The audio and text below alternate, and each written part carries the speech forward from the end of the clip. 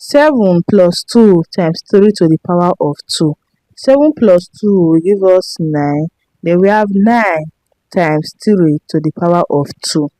3 to the power of 2 will give us 9. Then 9 times 9. 9 times 9 will give us 81.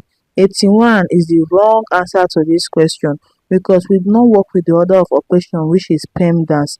In PEMDAS, we have parentheses, exponents, multiplication, division, addition, and subtraction. Multiplication and division have equal priorities, such as addition and subtraction, working from your left to your right in order to arrive in a very correct answer.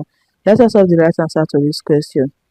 First of all, we are going to work with our exponent because it comes first before addition and multiplication.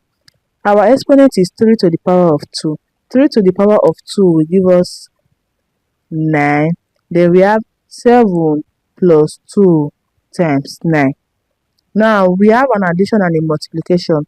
We are going to work with our multiplication first before working with our addition because multiplication comes first before addition. 2 times 9 will give us 18. Then we have 7 plus 18. 7 plus 18 is equals to 25.